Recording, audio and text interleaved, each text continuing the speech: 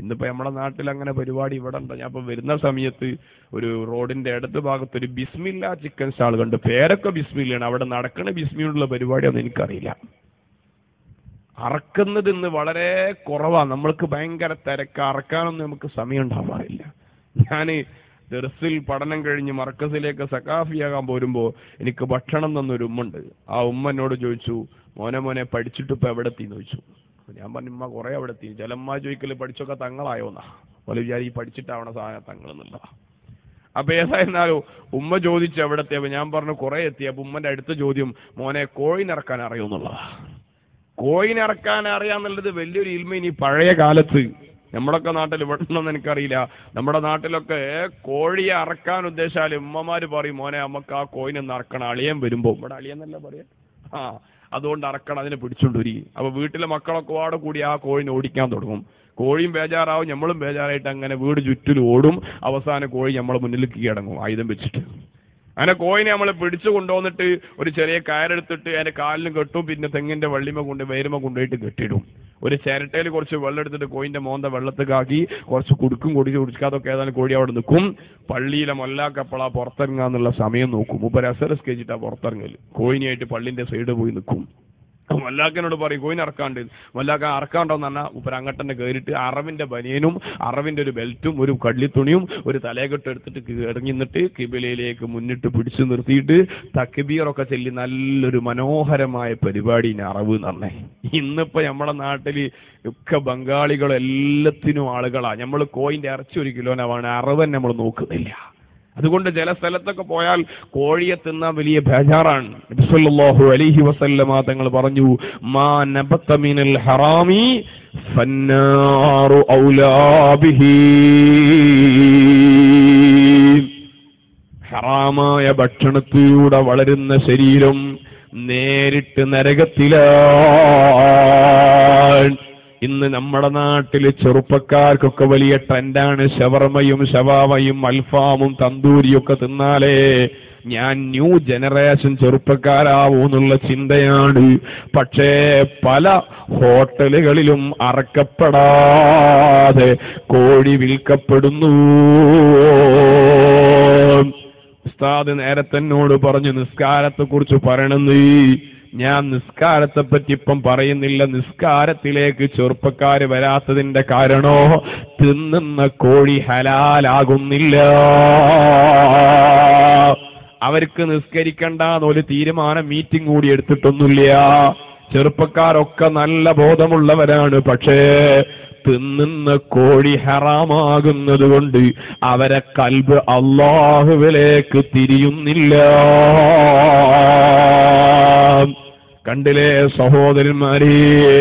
അതുകൊണ്ട് ഹറാമായ ഭക്ഷണം കലരുന്ന ശരീരം അല്ലാഹുവിന്റെ മുന്നിൽ വഴിപ്പെടാൻ വലിയ പ്രയാസമാണ്. നമ്മുടെ നാട്ടിലെ പഴയ ഉപ്പമാരുടെ അവസ്ഥ ഒന്ന് പരിശോധിച്ചു നോക്കൂ നിങ്ങൾ. എന്റെ വീട്ടിലുണ്ട് 105 വയസ്സുള്ളൊരു വല്യമ്മ. ഇപ്പോഴും നല്ല ആഫിയത്താണ്, 2 കണ്ണിനും നല്ല കാഴ്ചയാണ്. ഇപ്പൊ കുറച്ചൊരു ബോധം കുറഞ്ഞിട്ട് വല്യമ്മയുടെ വിചാരിപ്പ റമദാൻ മാസമാണെന്നാണ്. എല്ലാ സമയത്തും നിസ്കരിക്കുന്നു. ഞാൻ പറഞ്ഞു, വല്യമ്മ നിങ്ങൾ ഇരുന്ന് നിസ്കരിച്ചോളൂ. വല്യമ്മക്കത് ഉൾക്കൊള്ളാൻ കഴിയുന്നില്ല. നിന്നുകൊണ്ട് കഷ്ടപ്പെട്ട് നിന്നുകൊണ്ട് നിസ്കരിക്കും. ചിലപ്പൊക്കെ നിലത്ത് വീണുപോകും, എന്നാൽ പിന്നെയും എഴുന്നേറ്റുകൊണ്ട് നിസ്കരിക്കുന്നു. എനിക്കതുപോലെ നിസ്കരിക്കാൻ കഴിയൂല. എന്തേ?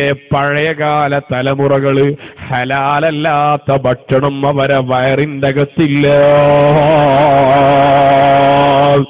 ഇന്ന് ഭക്ഷണത്തിൽ ഹറാമ് കലർന്നുപോയി. അറിയുമോ മുഹയ്യദ്ദീൻ അബ്ദുൽ ഖാദിർ ജീലാനി റളിയല്ലാഹു അൻഹു മഹാനവർകൾ ഇറാനിലെ ജയിലാനിൽ നിന്ന് ചെറിയ ഒരു പ്രായത്തിൽ 18 വയസ്സുള്ളപ്പോഴാണ് പഠിക്കാൻ വേണ്ടി ബഗ്ദാദിലേക്ക് പോകുന്നത്. ഉമ്മ അപ്പോൾ കൊടുത്ത 2 ഉപദേശങ്ങളിൽ ഒന്നെന്താണെന്നറിയോ? പ്രിയപ്പെട്ട മോനെ, ബഗ്ദാദ് എന്ന് പറയുന്നത് ഏറ്റവും നല്ല ആലിമീങ്ങളെ നാടാണ്. കൂടെ ഹറാമായ ഭക്ഷണം കലർന്ന നാടാണ്. ബഗ്ദാദിൽ ഹറാമായ ഭക്ഷണങ്ങൾ, കളവ് പറഞ്ഞിട്ട് ഭക്ഷണം കൊടുക്കുന്ന സ്ഥലം, കളവ് പറഞ്ഞു കൊടുക്കുന്ന ഭക്ഷണം. ഞാനിപ്പോ ഇന്നിങ്ങനെ വരുമ്പോ ചർച്ച ചെയ്തതാ. ഞാൻ ഇന്നലെ രാവിലെ ഒരു ഇറച്ചിക്കടയിൽ കയറി. രാവിലെ സുബഹി നിസ്കാരം കഴിഞ്ഞിട്ട് ഞാൻ നിസ്കാരം കഴിഞ്ഞ് വയൽ കഴിഞ്ഞ് നിസ്കാരം കഴിഞ്ഞ് വീട്ടിൽ പോകുമ്പോൾ ഇറച്ചി വാങ്ങി പോല എന്തെങ്കിലും പരിപാടി ഉണ്ടെങ്കിൽ. അപ്പൊ ഇറച്ചിക്കടക്കാരന്റെ പോയിട്ട് ഞാൻ ഓനെ കാണാതെ ഓനെ അറക്കണ സ്ഥലത്ത് നോക്കുമ്പോൾ നല്ല മൂരിനെയാണ് ഓനെ അറക്കണത്. ഞാൻ പുറത്തിറങ്ങി വന്നിട്ട് ഓനോട് ചോദിച്ചു, എന്താണ് അത്? പോത്ത് തന്നെയാണെന്ന് പറഞ്ഞു. ആര്? ഞാൻ വാങ്ങണ ഞാൻ പോത്തുന്നല്ലാതെ മൂരി പോത്താവോ? അപ്പൊ ഇന്ന് അതിന്റെ ഉടമസ്ഥയിൽപ്പെട്ട ഒരാളെ കണ്ട ഓൻ പറയാ, ഉസ്താദെ ഇവിടെ ഉണ്ടായി ഞങ്ങൾ തൊട്ടടുത്ത് മർക്കസിന്റെ തൊട്ടടുത്തൊരു കച്ചവടക്കാരൻ കുറെ കാലം മകൻ പറഞ്ഞു, പൊന്നാര ബാപ്പേ നിങ്ങൾക്ക് സ്വർഗത്ത് പോകണമെങ്കിൽ കച്ചവടം നിർത്തിയാളി. എന്നും പശുവിനി മൂന്നിനെ അർത്തിട്ട് വരുന്നവരോടൊക്കെ പറയും പോത്താണ്.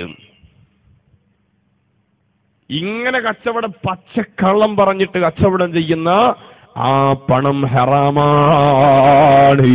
അങ്ങനെ കൊടുക്കുന്ന ഭക്ഷണം കൊടുത്ത് മക്കളെ വളർത്തിയാൽ ആ മക്കള് നിസ്കരിക്കൂല. അതാണ് അബ്ദുൽ ഖാദിർ ജീലാനി തങ്ങളോട് ഉമ്മ പറഞ്ഞു, മോനെ ബഗ്ദാദ് പച്ചക്കളവ് പറഞ്ഞ് ബിസിനസ് നടത്തുന്ന നാടാണ്. അതുകൊണ്ട് ഹലാലാണെന്ന് ഉറപ്പില്ലാത്ത ഭക്ഷണം കഴിക്കരുത്. ഹലാലാണെന്ന് ഉറപ്പില്ലാത്ത ഭക്ഷണം മഹാനവറുകൾ കഴിച്ചിട്ടില്ല എന്ന് മാത്രല്ല, അവിടെ നിന്ന് വല്ലാത്ത വിശപ്പുണ്ടായ സമയം, ആ സമയത്ത് കഠിനമായ വിശപ്പ് കാരണം പള്ളിയിൽ കയറിയിട്ട് കമഴ്ന്ന് കിടക്കുകയാണ്. അദ്ദേഹം പറയുന്നുണ്ട്, മഹാനവറുകൾ ഞാൻ കരുതി ഇന്ന് ഞാൻ മരിച്ചു പോകും, അത്രത്തോളം വിശപ്പ്. അങ്ങനെ കിടക്കുമ്പോഴാണ് ഒരു മനുഷ്യനെന്റെ സമീപത്ത് വന്നതാ, നല്ല റൊട്ടിയും മാംസവും ഇങ്ങനെ തിന്നുന്നു. എന്നെ ആ മനുഷ്യൻ കണ്ടപ്പോ എന്നെ അടുത്തേക്ക് വിളിച്ചു, നിങ്ങൾ എന്റെ കൂടെ കഴിച്ചോളൂ. ഞാൻ ചോദിച്ചു, നിങ്ങൾ ആരാണ്? ആ മനുഷ്യൻ പറഞ്ഞു, ഞാൻ ബഗ്ദാദിലേക്ക് ജീലാനിൽ നിന്ന് വന്ന ആളാണ്. നിങ്ങൾ എങ്ങനെയാണ് ഇവിടെ എത്തിയത്? അദ്ദേഹം പറഞ്ഞു, ഞാൻ ജയിലാനിൽ നിന്ന് ഇങ്ങോട്ട് വരുമ്പോ ഒരു വയസ്സായ ഉമ്മ എന്റെ കയ്യിൽ കുറച്ച് പണം തന്നിരുന്നു. എന്നിട്ട് ഉമ്മ എന്നോട് പറഞ്ഞു, എന്റെ മകൻ അബ്ദുൽ ഖാദിർ ബഗ്ദാദിലുണ്ട്, ഈ പണം അവന്റെ കയ്യിൽ ഏൽപ്പിക്കണേ. ഞാനിവിടെ വന്നിട്ട് കുറച്ച് ദിവസങ്ങളായി എല്ലാ സ്ഥലത്തും ജയിലാനുകാരനായ അബ്ദുൽ ഖാദിറിനെ അന്വേഷിച്ചു. എവിടെ നോക്കിയിട്ടും കാണാനില്ല.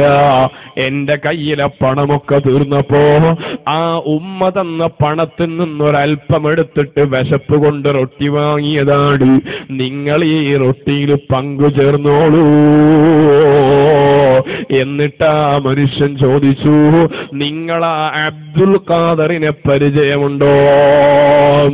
അപ്പോഴാണ് മഹാനവറുകൾ പറയുന്നു, അതെ, നിങ്ങൾ പറഞ്ഞ അബ്ദുൽ ഖാദിർ ഞാൻ തന്നെയാണ്.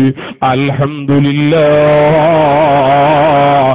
ഇദ്ദേഹം റൊട്ടിയും മാംസവും അബ്ദുൽ ഖാദിർ ജീലാനി തങ്ങളെ മുന്നിൽ വെച്ചു കൊടുത്തിട്ട് പറയുന്നു, ഇത് നിങ്ങളെ ഭക്ഷണമാണ്,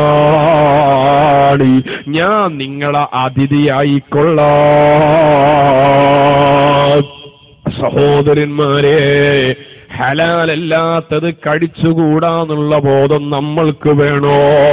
ഞാൻ സാന്ദർഭികമായി ഓർമ്മപ്പെടുത്തിയതാണ്.